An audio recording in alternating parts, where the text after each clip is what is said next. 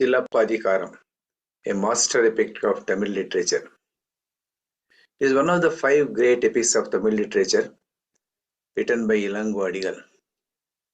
Silappadikaram carries not just the fragrance of poetry, but the thunder of moral power.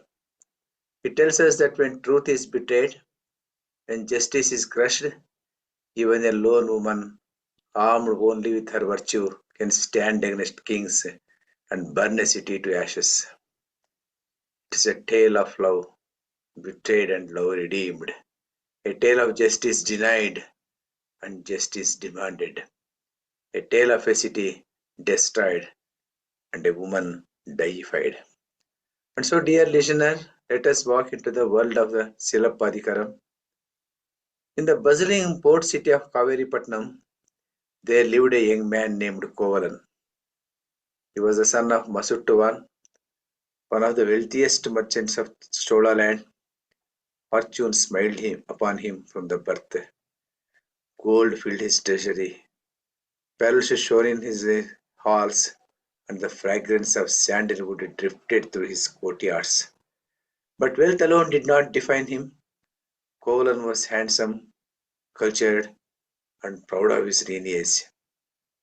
The poets described him as a very image of youth, vigor, and prosperity.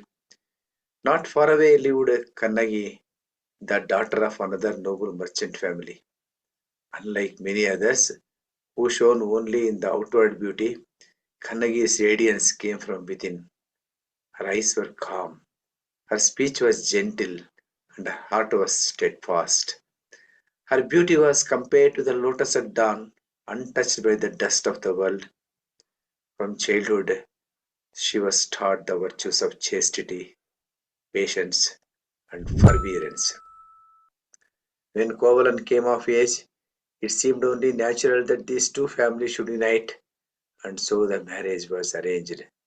The wedding was a celebration the city would long remember. Kovalan, resplendent in silk dhoti, put on the sacred garland upon Kannagi.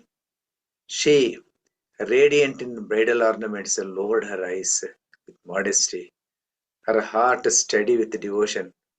The fire was kindled, vows were spoken, and the two were bound together, not only by family and fortune, but by Dharma itself. In those first years, the life of Kovalan and Kannagi seemed touched by heaven. They lived in prosperity and joy. Kannagi's anklets, the silambu that her mother had given her, sparkled on her feet as she moved through the household. There were no ordinary ornaments. They carried within them precious rubies, red as dawn, encased in gold. They were symbols of her grace, her womanhood, and though she did not yet know it, of her destiny also. Kovalan too delighted in his wife's presence. He admired her beauty, yes, but more than that, he felt the quiet strength of her soul. When he returned from the markets, weary with accounts and bargains, her smile refreshed him. When he faced difficult decisions, her gentle counsel guided him. Together they were a couple admired by all of Kaveripatnam. It is said that in those early days, Kannagi never once raised her voice in anger. Her love was steady, her patience unshaken. She believed firmly that a wife's duty was to stand beside her husband in fortune and in trial. And yet, even amid this happiness, the seeds of fate were being sown. For though Kannagi's virtue was unbroken, Kovalan's heart was restless. Prosperity often breeds desire, and desire, if left unchecked, can lead even the noble astray.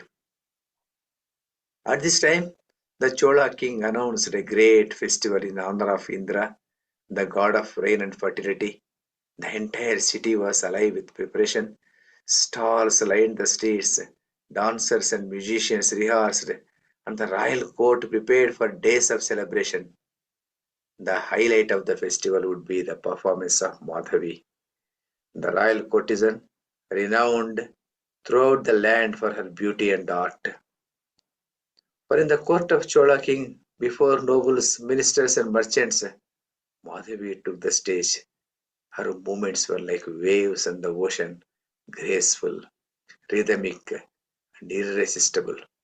Her eyes lined with coil, darted like arrows from her bow, piercing the hearts of those who gazed upon her. Kovalan sat among the spectators, his eyes fixed upon her, with every gesture, with every turn, with every step of her dance. His heart was drawn deeper into her spell. The crowd applauded her artistry, but for Kovalan it was no more performance, it was enchantment. That night, when he returned to Kannagi, he was distracted, his thoughts elsewhere. Kannagi, ever gentle, asked him no questions. She trusted him, for in her world trust was the bedrock of marriage, but in Kovalan's heart a storm was beginning to brew.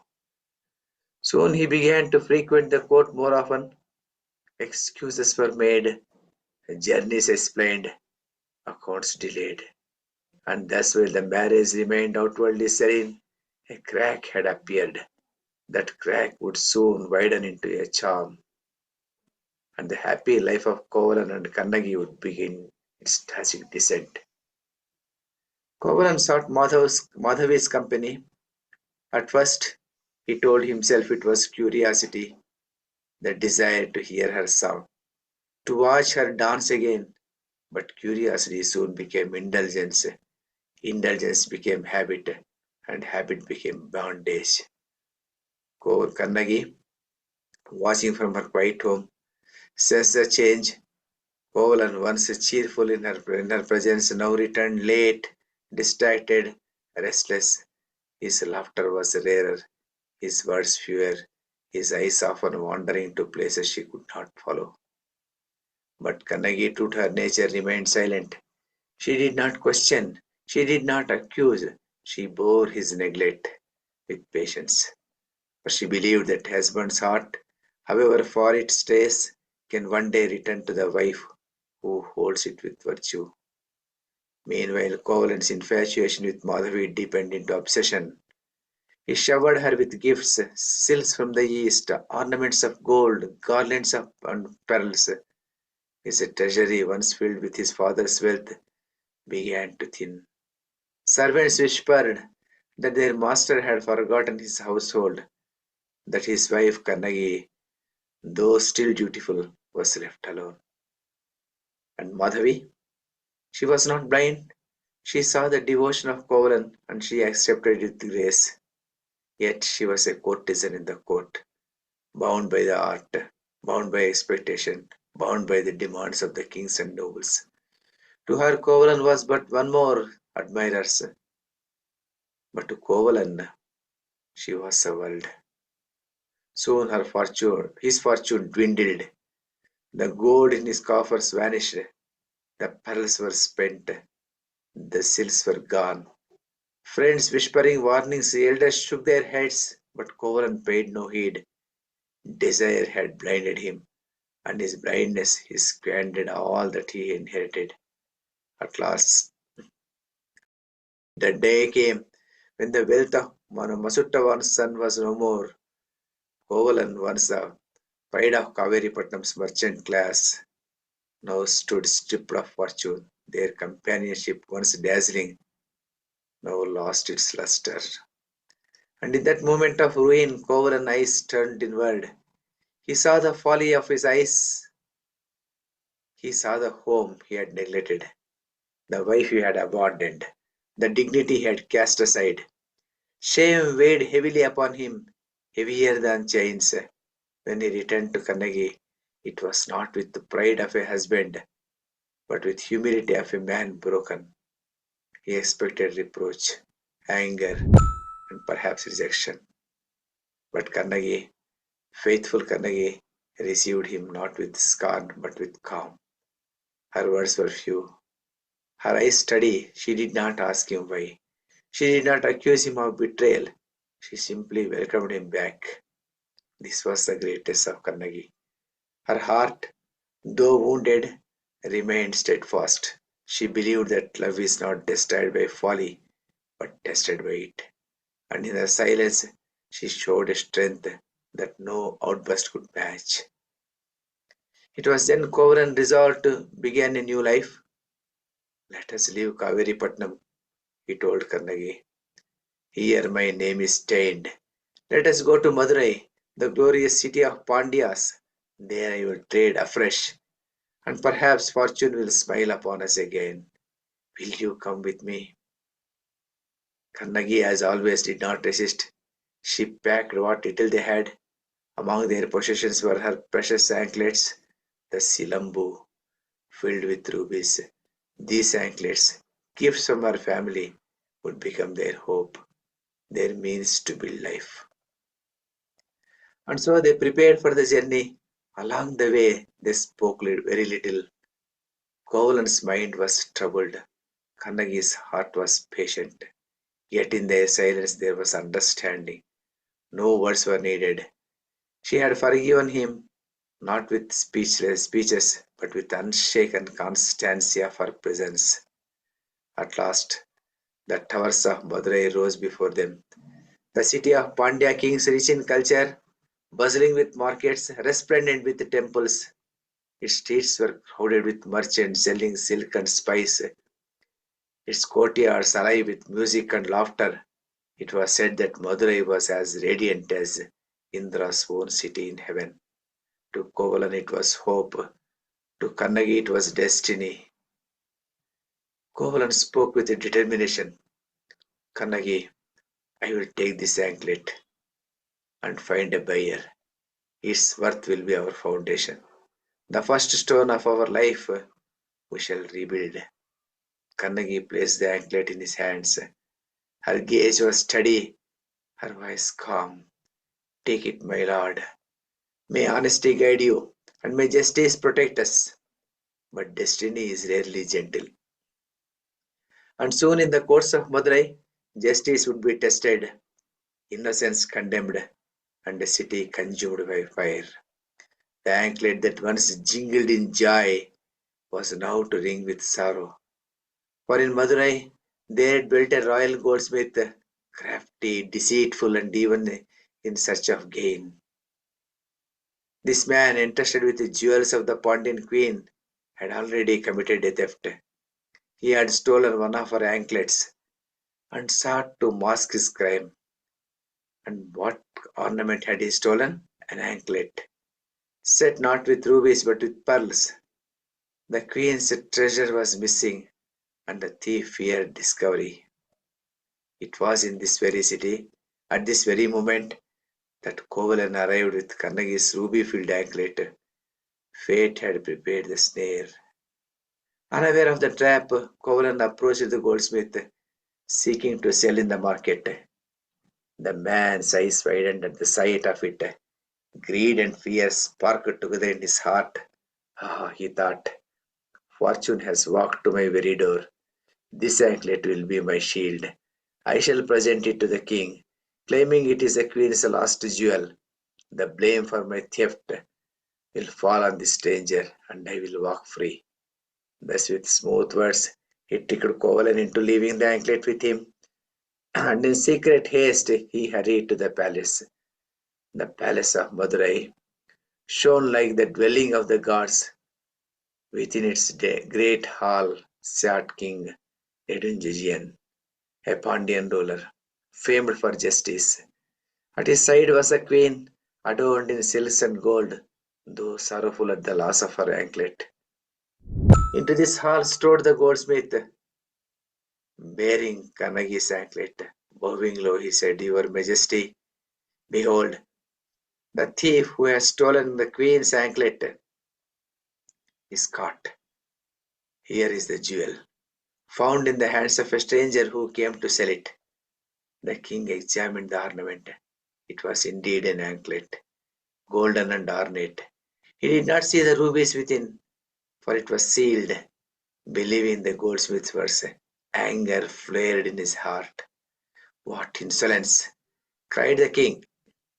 A foreigner dares to steal from our queen and sell her jewel in our own city. Such crime must not live another day. Guards, seize the man and strike him down. And so, without trial, without hearing, without a chance to prove his innocence, the order of death was passed. At the city gates, Kovalan was seized. He protested, he pleaded, but his words were drowned in the shouts of accusation. The people, misled, cursed him as a thief, and before Kannagi could know, before justice could breathe, Kovalan was struck down by the sword of the king's guards. The earth trembled in silence. A life ended unjustly, a husband slain falsely. And in a quiet home, Kannagi waited, unaware that her destiny had changed forever. The anklet, symbol of fidelity, had become the weapon of injustice. But Madurai had yet to learn the price of its error. When the news reached Kannagi, it was as though the sky had collapsed upon her. Her husband, her Kovalan, slain, branded a thief, executed without trial. For a moment the world stood still. Then, rising from the silence, came a fire no storm could quench. Kannagi, faithful wife, patient sufferer, silent companion, was silent no more. She rose, her eyes blazing, her heart filling with unyielding wrath. In her hands she carried the second anklet, still heavy with rubies. Striding into the city, she walked through the streets like a goddess incarnate. The people seeing her whispered in awe, for in her face shone both grief and terrible power. At the palace gates, she cried out, "Open the doors! I, Kannagi, wife of Kovalan, demand justice." Her voice rang like thunder. The guards, awed and fearful, let her pass. Before the king she stood, fierce as Durga in battle, calm as Dharma itself. She held forth her anklet and spoke. "O king of the Pandyas, you have slain my husband, branding him a thief. Tell me, did you try him?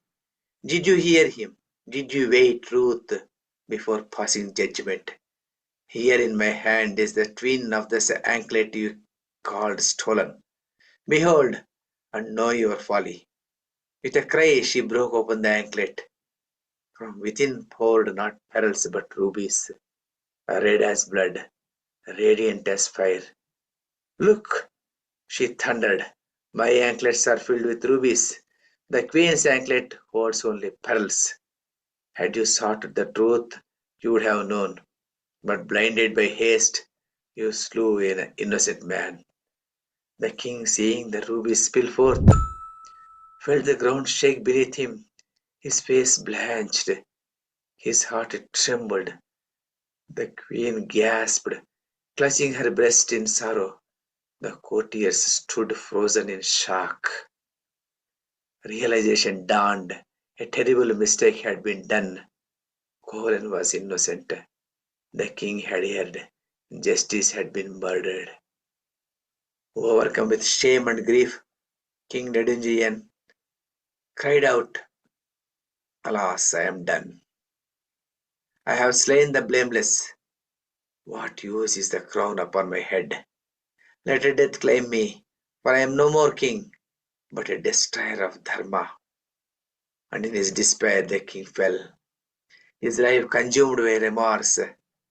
The queen, too stricken by sorrow, followed him into death. But Kannagi was not appeased. Her grief was too great, her rage too vast. The palace had fallen silent. The king lay dead, the queen lay lifeless, and the court trembled in awe at the woman who had stood against the throne itself. Kannagi stood there, still, her eyes blazing, her breath deep with fury. Her words had shaken the pillars of power. Her grief had become a weapon sharper than the sword. She stepped out from the palace into the streets of Madurai, The people followed her, whispering in fear and wonder. Is she a mortal? They asked. Is she goddess? Is she fury itself? Kannagi, hearing the rumors, raised her hand for silence, and in a voice that rolled like thunder, she cried, O people of Madurai, hear me. My husband, innocent and blameless, was slain by your king. Yet you too played your part. Not one voice rose in protest when he was dragged to his death. Not one hand sought justice.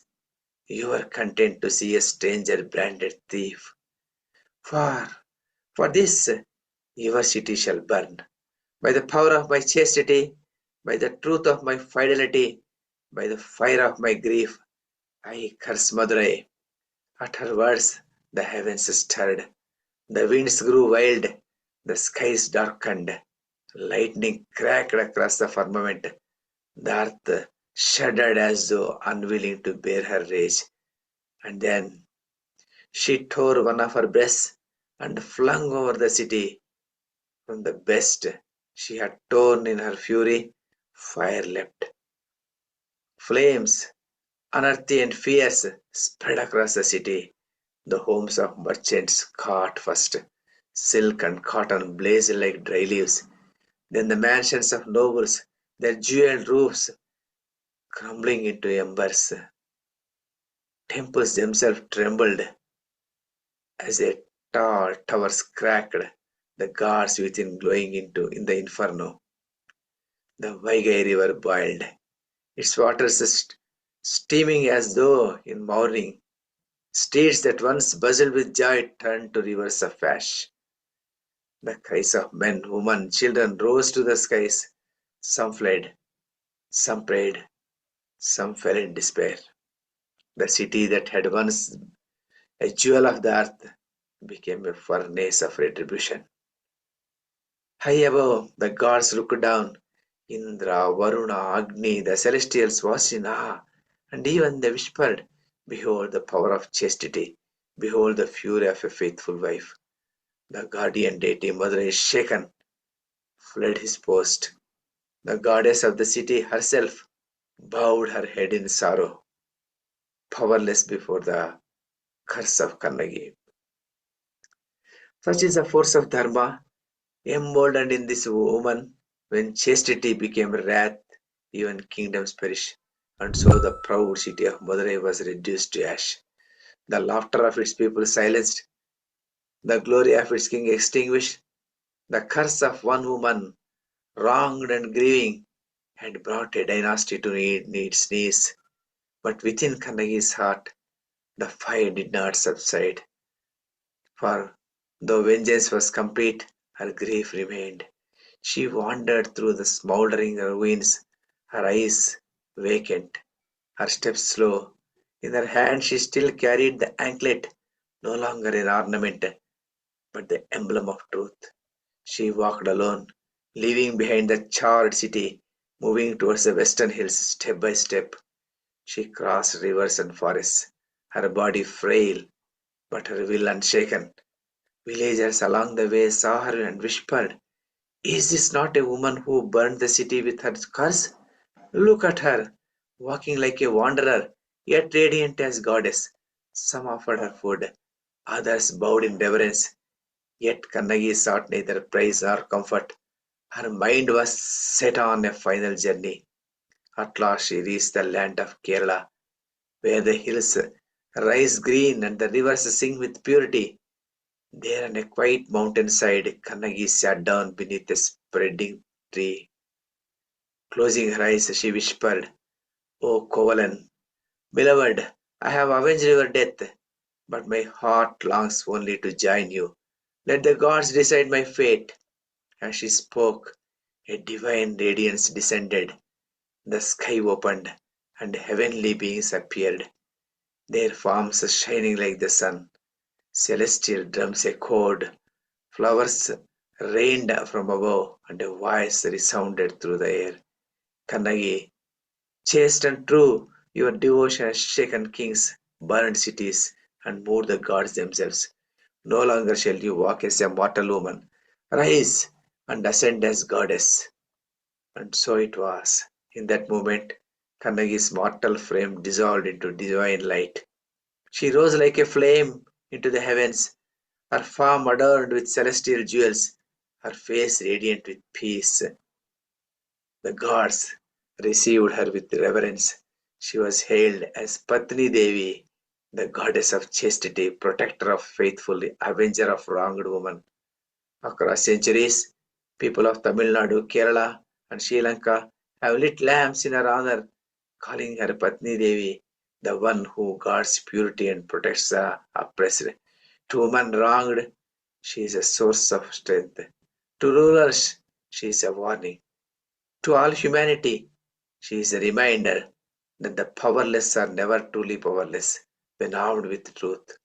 Thus ended the journey of Kannagi. Her story became legend, her name immortal.